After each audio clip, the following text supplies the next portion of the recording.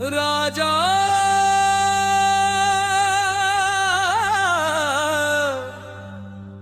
गुरु के बलिदानी जय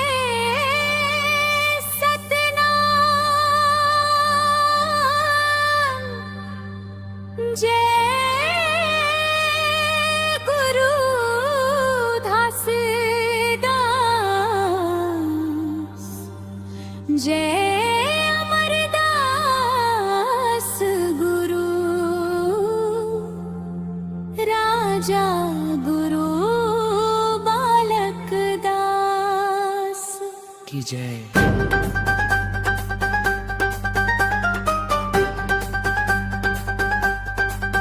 झनकरा नदानी संगी गुरु के मानव कहना,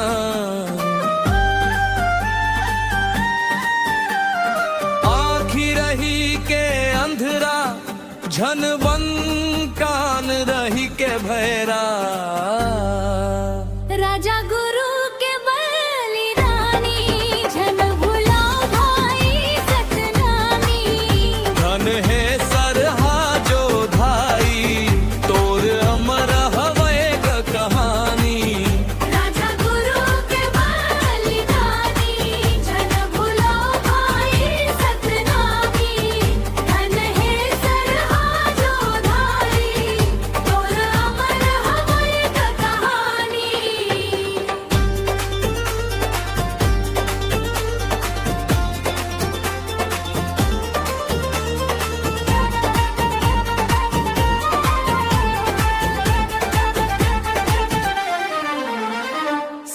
ज्ञान पाए बर गुरु घासी 6 महीना तन लता पाए।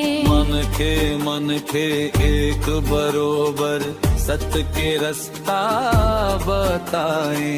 जाति पाति औ छुआछूत मां ककरो नहीं है भलाई।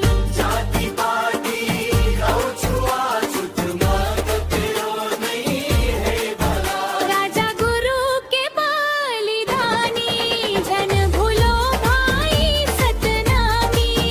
धन है सरहा जोधाई तोर अमर हवै कहानी।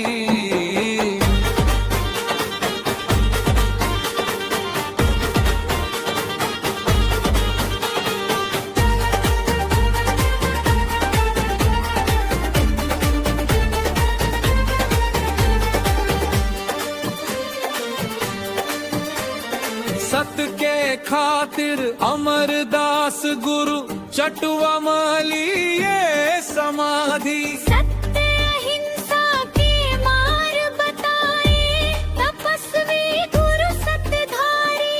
गुरु के कहना ल नहीं माने वो कर डारे वो गनादानी। गुरु के कहना ल नहीं माने वो कर डारे वो गनादानी। राजा गुरु के बलिदानी झन भूलो भाई सतनामी। धन है सरहा जोधाई तोर अमर हवै कहानी।